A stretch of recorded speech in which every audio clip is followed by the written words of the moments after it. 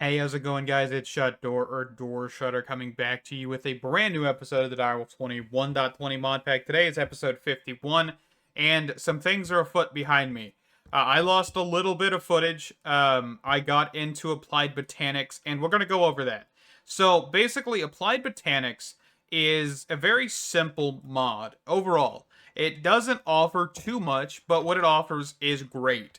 So, let's look at this. So, real quick, I have a new drive constructed from Megacells. This is actually expanded, an add-on, basically to an add-on of Applied Energistics 2, right? So the mana cell here is our kind of main ingredient. And to get the Mega Mana Cell, all you need to do is get a ME Mana Cell from Applied Botanics, and then throw this onto the Terrestrial Agglomeration Plate with all of these ingredients: Mana Pearl, Mana Diamond, Skystone, Vibrant Quartz Glass, which is important, not Quartz Glass, Vibrant Quartz Glass.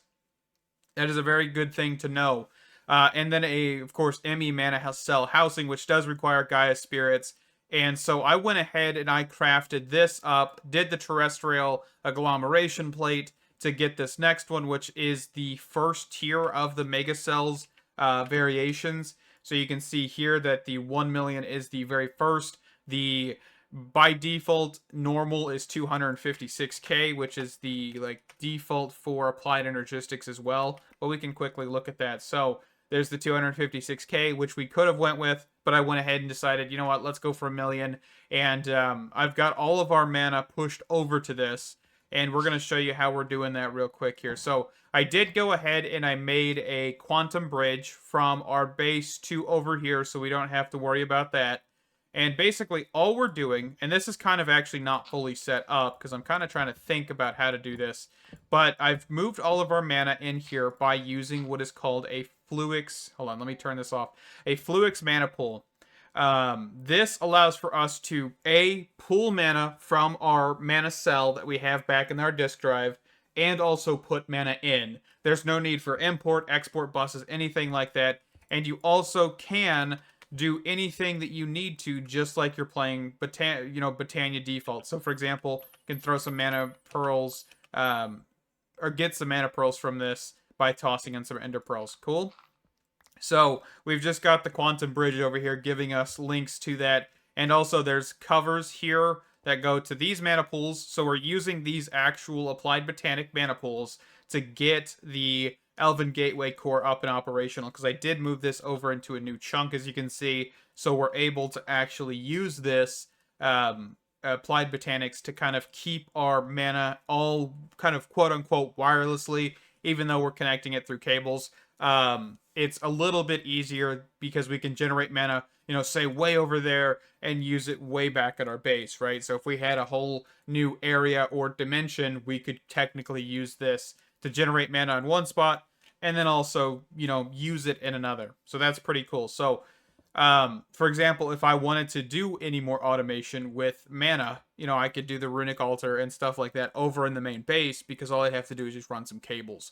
It's a pretty cool idea. It's really not hard to learn, because I didn't really look too much into this. I did just kind of start going with it, and, that's where we're ended. So let's get this sorted. So one thing I want to do is probably get the kind of Rosa Arcana figured out. So I think what I'm going to try and do is we're going to have two different mana pools. And we do need fabulous mana pools, by the way. These are no different than normal mana pools. They just look fabulous. So we can get a few things here. So let's look at that. So fabulous mana pools are made with Bifrost blocks, which are rod of the Bifrost. This is not durability or anything like that. You just need one. They aren't too expensive to create. And then once you have that, you're able to make either Bifrost blocks or Shimmer Rock. Shimmer Rock actually requires Bifrost blocks and Living Rock. So you're basically, if you have existing mana pools laying around, your best option is to go with the Bifrost block. It's Alf Glass, which is mana glass thrown into the Alfheim portal, and mana glass is gotten by dropping glass into a mana pool, just like you would a diamond to get a mana pearl or mana diamond, and so on and so forth. I hope that's not too confusing, because I kind of stumbled there a little bit. But we're just going to do the Bifrost variation real quick, and we're going to tie that with a interface from Applied Energistics. And we're going to do 1 Fluix Mana Pool, 1 Fluix Mana Pool, and we're going to put our Rosa Arcanas. Let me toss some of this stuff away here real quick, because I don't know 100% why I have so much stuff. And we also don't need sparks that much, unless we're talking about this, which is then just run a cable over here to have a Fluix Mana Pool with a spark on top, because it will work that way. So do keep that in mind. We still need sparks. We just, you know, haven't got there yet. We'll get to that. All right, so let's get into this here. So with the Rosa Arcanas, we're going to put 1, 2, 3, 1, 2, 3, and actually, I guess I might want to push this back one, because we're going to want all independent mana spreaders, right? That's something I'm going to try and keep, is all of the independent mana spreaders, just because it's not a bad idea. So let's grab that here. And we are using the more upgraded version, which is the Gaia variation, because I have 6 of them here. Just kind of went ahead and killed a Gaia to get more Gaia spirits. Just because it's easier. And then, of course, we can attach the potency lenses. Do I have another potency lens in here?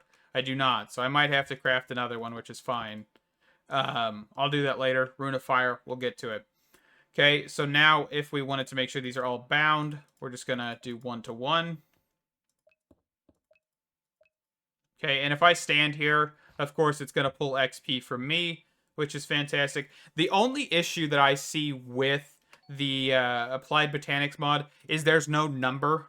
It's just one massive bar, because this bar is technically 1,000,000, right? Once we fill this up, we'll be able to see that, hey, we're full. This is very deceiving. That's what I'll say. So just keep that in mind. This bar, not really that helpful. What I would say is definitely look at your cell over in your applied system to make sure how much mana you have, because it is a number. And I think what we were at 13,000. I don't know. Let's go check here real quick. Yeah, so we're at 14,000. So that's not a lot, right? We have definitely a lot more room for mana. And, of course, what we can do is we can see about getting just a handful more of these, because I kind of want 1 for 1. Everything basically has its own piece, right? That's kind of what my goal is here real quick. So let's just grab a few more of those. So there's 6. So 1. Man, I really love this pickaxe sometimes, but, man, it annoys me some other times. It breaks things way too quickly. So let's just grab Beast Dirt. Okay, so we're going to do fountain, fountain, fountain, fountain, fountain, fountain. And I hope this can be supported by this, but we'll see. So we'll do obelisk position saved. Just rebind everything, make sure it all is going the same way. Okay, and let's just turn these all on to moderate. Okay. And then we're going to get a lever, which I probably need to get a lever for each one of these. That is one thing I don't like too much. I kind of wish there was a way to toggle redstone ability. And the only thing I can think of is I need to turn my magnet off here. This is going to be an issue because it actually is right next to that. And there's no way to actually...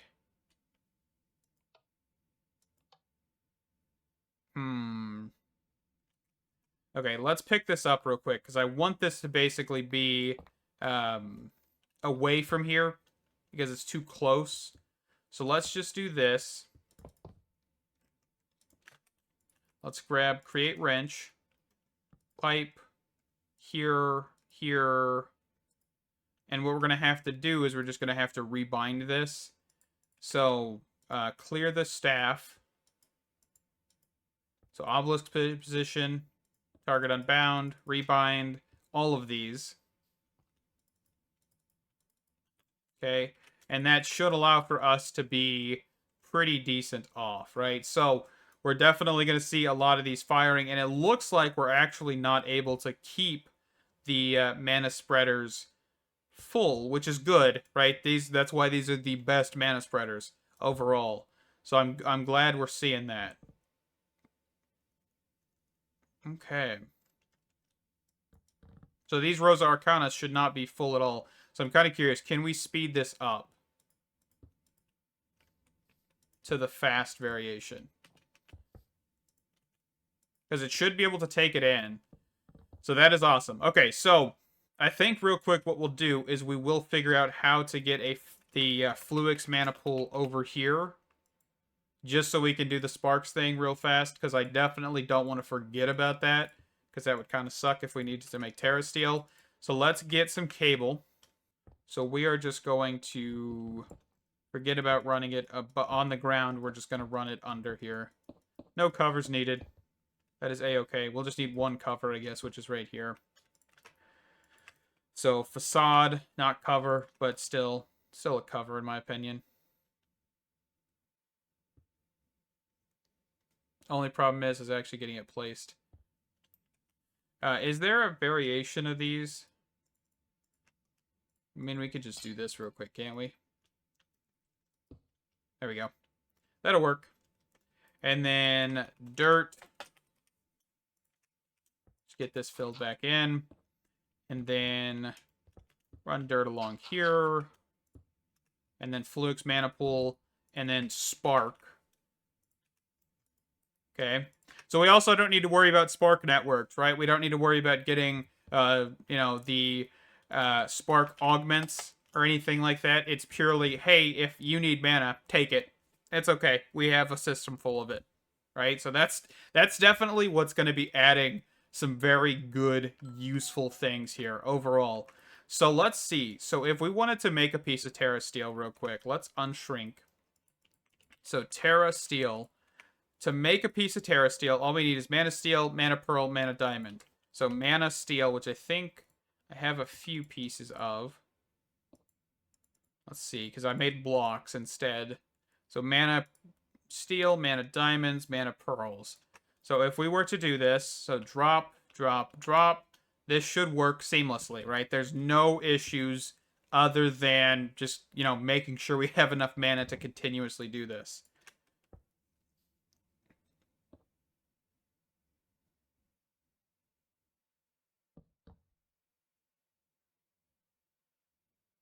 It definitely looks like it is taking its sweet time to get this done.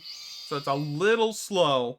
I will say that. And maybe it is because there's like limits on the sparks. I'm not 100% sure if that's the case.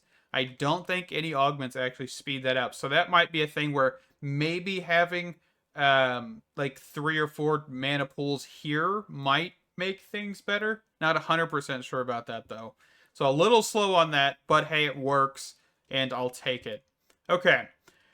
So kind of the next thing we need to look at here is getting the Runic Altar set back up, because I do want to try and automate that.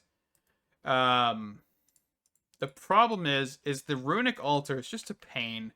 Genuinely, I wish the Runic Altar was a little bit better, but one can dream, right? That's the biggest thing with that. So we're going to look at is kind of getting the Runic Altar placed down over yonder. So we do need, of course, a mana spreader.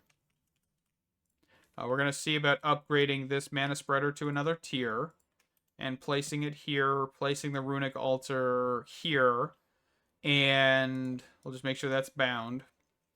So the Runic Altar, the reason I want this to be somewhat automated is because if we can automate this, we can get this to be, first off, significantly easier for what we need it for, which is getting the Orechids, right? Which we need Runes of Greed, which require water, spring require Rune of Water, Rune of Fire, so on and so forth, right? There's a lot of rune crafting and stuff like that, and I believe the runes you use in a rune crafting recipe also get turned back to you, so you're not wasting them. But then again, when you craft with them, like in a normal recipe like the Orchid, they will just be gone, right? So you're basically, you have indefinite fire runes unless you use them in a crafting recipe. All right, so I think I found a pretty decent tutorial on how to do this, but we do need to be mindful of where the AE2 system is, and we'll get into that here in a second. So we've placed the Runic Altar. We're going to place a block on top, grab an open crate, a hopper, and a chest. Okay, so our kind of base here is this whole center column. So the next thing we're going to do is we're going to place 2 blocks coming out here, a block here, and then go under, because we actually just need to place a redstone torch here. So we could place the redstone torch, place a block under. Doesn't really matter. Okay, we're going to do kind of just a small little U shape here. We're going to grab redstone dust here, redstone repeater here, and the biggest thing is right here where the cable is actually going to have a level emitter in this area. We'll get to that, of course, but that's kind of why we need to orient it towards this, because the level emitter will tell us, basically toggle the system on and off overall, okay? So just keep that in mind. All right, so on the other side here, to the right of where we just placed, we're going to quickly place down 2 blocks where the open crate is, kind of go under, make like a little staircase here. We can knock this block out, knock that block out, and we're going to put a redstone repeater here, redstone dust going up, and then also we can't forget that this needs a comparator coming out with a redstone dust there. And then back over here, we'll go to putting a comparator here, redstone dust here, here, and here, redstone repeater, redstone repeater, redstone repeater. Actually, that needs to go here. And then we'll set these 2 on the right to 4 ticks. And we're going to put a vacuum chest from Ender.io with the activate with signal set there. And then a dispenser set here facing the Runic Altar. Just make sure it is. Put a Wand of the Forest in the actual dispenser. And this will activate the Runic Altar once all items are placed. The only other thing I forgot to do was set this to 4 ticks here. And this should theoretically work. Real quick here, let's get the crafting patterns for the Rune of Spring, Fire, and Water here. So, Rune of Water, I've already auto-crafted fishing rods, but we need to make sure that we add living rock to each one of these. Next episode, I think we'll get to doing the mana steel and mana powder, mana diamonds, and mana pearls, all that stuff. Auto-crafting, but Runic Altar, we'll just focus on this for now. So, Rune of Water, Rune of Spring, just make sure, living rock. Every single rune will require living rock, just so you guys are aware, because it drops onto the actual Runic Altar, gets right-clicked by the Wand of the Forest, and then allows for that to craft a rune. So yeah, now we've got those, let's move on. Alrighty, so let's get into doing the AE2 portion of this. So this is going to be a subnet. I'm not going to get into what subnets really are. There are some better resources than what I will tell you out there if you're interested in going more in depth. But basically, all we are going to do is kind of split off of our main network. And what we need to do that is actually getting some quartz fiber. We're going to place down some normal cable. We're going to place an ME interface here. So we're still kind of pushing back in to the actual normal network using this interface so we can actually get the items we need out of the pattern provider without fully connecting to the pattern provider. Okay, so we're going to do that. And then we're going to place a piece of toggle bus here, which honestly, I'm not sure if this is functioning the way it will, but we'll see. Okay, so then we're going to place some cable here, and we're going to run this over in this direction to a storage bus on top of this chest, and that should be good. The next thing we need to do is place a import bus on the vacuum chest here, and we'll just run some cables over in this direction. We can knock that cable out. And this should be hopefully completed. I'm not 100% sure because it doesn't look like this toggle bus is actually connecting in the way that I want it to. So we'll give it a shot and we'll see. So I have the patterns here, which of course still have living rock in them. And we're going to put that in here. We're going to grab our Rune of Water. Did I not keep the Rune of Fire one? Not 100% sure what happened to that one. Anyway, that'll be okay. We'll make another one. So let's toggle our magnet off. And let's try this. So the Rune of Water. Let's try and craft this. So this should hopefully work. It doesn't look like it is. Okay, so we're having issues connecting this line here. I don't know why we are, though.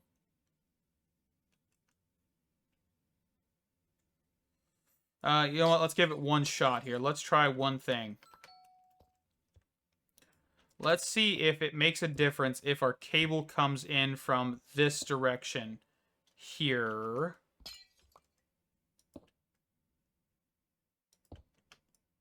No, it doesn't look like it does. So it looks like this may work a little differently than it used to, which is okay. Dang it, I'm trying to place it right there to see if that'll work. Okay, no, it doesn't. All right, so we may have to circumvent this just a little bit, which is okay. I figured that this is an older tutorial, so we may have some issues. Also, quickly, before I forget, put this into Do Not Push before we forget anything. And then we'll just run that back. And so let's see. I don't think we tried conduit on a level emitter, but we can give that a shot. It's not what I wanted to do. That does not look like it's working, but it may be because this is on a block below it. So let's just push it up one. Do that. Well, that was unintentional. Hey, it worked. That was not what I meant to do. Anyway, laser IO. Laser IO is going to be our only option here, I think, to kind of just solve this as quickly as possible. We only need one laser node, but that's fine. So let's grab our card holder here. So we'll go down. We'll do redstone card. So this is the input. We need one more redstone card real quick. And then here, we're going to do this output strong. And so that should be working, technically. Why are you not... This whole thing's going to fight me, ain't it?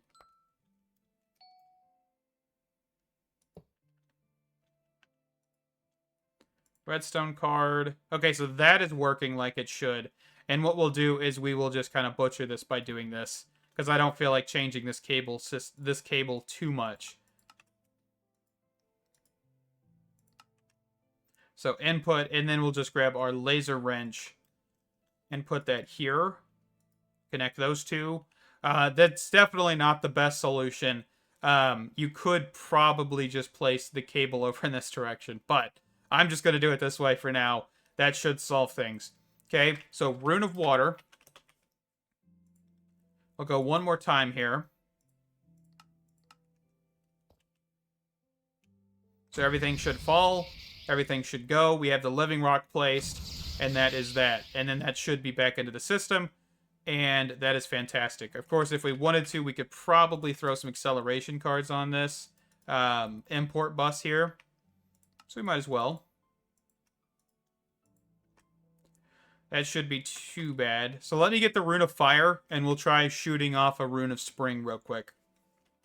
Okay, so now I've taken out every rune that we have in here. We're just going to shoot for a Rune of Spring, and we're going to see what happens.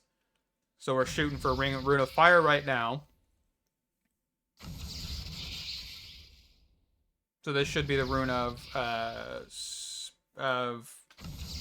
Water. Yeah, I just completely forgot the name for a second. Yeah, so definitely make sure that this range is exceeded, like more than the default.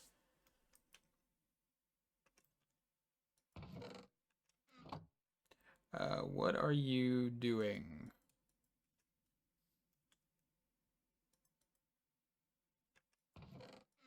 Why are you doing it?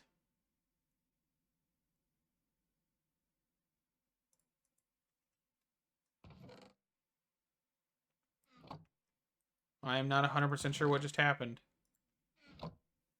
Okay, so I'm seeing an issue. That did break. That did not pick that up. Okay, let me be right back. Alright, so I think I found out the solution for our issues here. It was the vacuum hopper.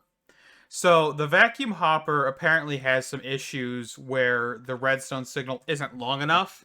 And so it basically just drops the items. Doesn't matter. Who cares? I'm done. Right? So I've looked at the item collector from Cyclic, and we're going to give this a go here. And we're going to see if this works.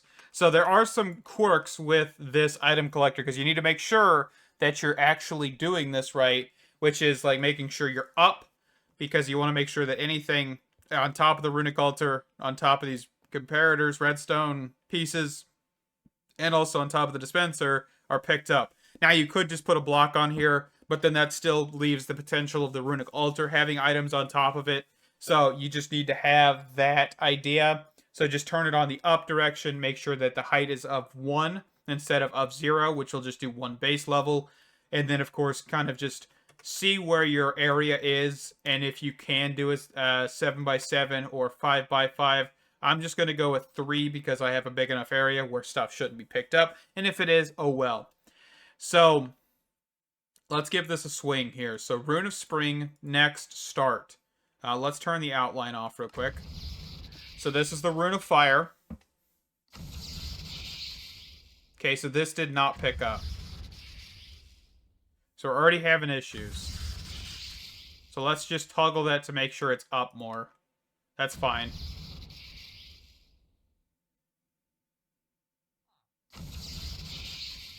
Okay, so there we go. We saw that we had an issue. We quickly solved it. That is fantastic. But the other thing is, of course, if we make another Rune of Spring, we should see that the Rune of Fire and Water don't need to be crafted, which is fantastic.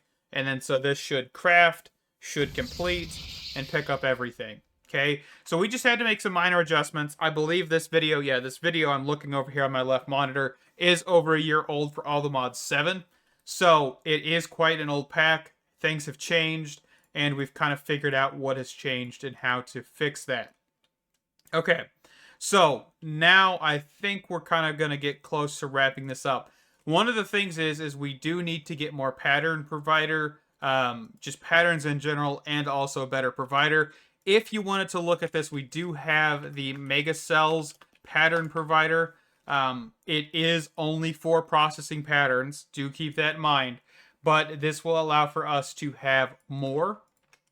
So if we wanted to take this out quickly and just place this here, this allows for us to have more patterns. All the runes we could ever need could be put in here. Just make sure we have the living rock put in. Hey, Shut Door from the editing booth here. I was actually realizing we didn't really talk too much about how this actually functions. We just built it. And I really didn't want to do that, so I'm coming back, and we're going to talk about this here for a few minutes. And of course, this, if you don't want to listen to it, it's basically the end of the video. Nothing else happens after this point. So let's get into this. Okay, so summoning a Rune of Water, or crafting a Rune of Water, will drop all the items onto the Runic Altar, which sends a comparator signal of 1 out to this whole line, and then sends it to this hopper, which locks the hopper in place. So while the AE2 system sees, hey, there's nothing left in here, we're going to send more items in, but since this is actually firing, we want to make sure that this is locked no matter what, okay? But not locked enough to not send items down the first time, okay? Which is this whole line here. So this is like, hey, I have items in here. If I'm able to, can I send it? Which then turns this torch off, which turns this whole line off, which allows for the hopper to send items down into the open crate, which then drop onto the Runic Altar. But if this signal is live, it's going to ignore this whole line and be like, hey, I'm locked from another position, so therefore I can't send items down, okay? And then whenever we have a signal of 1 or 2 or higher, we'll actually send out to these side parts. So you can watch this redstone dust, and you'll see that it did hit a signal of 2 because this was just 1. So this was 2, this was 1, which allowed for this repeater to be powered, which is your Wand of the Forest, which activates the living rock. And then on this side, this was activated to a signal of 1, which has a 4-tick delay, redstone signal, coming out into this item collector, which turns it on, picks up all the items, sends them into the AE2 system, okay? This is a very simplistic system after you kind of look at it that way. The AE2 system is a little bit more unclear of how this is fully functioning, but basically, from what I can understand, is that the pattern here gives all of the items into the interface that is connected to it, which is kind of where your subnet comes into. and then all of the items are then sent into the only storage on the actual network or the subnet, which is this storage bus. And that storage bus, of course, is where your items are stored, and then drop down. Of course, this also has the blocking mode set to do not push, which means that when there's items in here of a specific crafting recipe, it cannot push anymore. So you won't get like 64 items if you request 64 runes. You'd only get one per. And then once that set is dropped, of course, the whole redstone stuff sorts out and works to prevent everything from falling down. But that is the Runic Altar automated. Hopefully we don't have any more quirks or anything like that. I'll link the original video in the description. But thank you guys so much for watching. This has been a blast. I'm glad we got to do somewhat of a tutorial. I hope it was clear enough. If you have any questions, please do leave a comment. I always love answering questions and hearing from you guys, what you guys think about this and all of that stuff. Glad we could get this sorted. Thank you guys for watching. Stay awesome. Can't wait to see you in the next one. Bye-bye.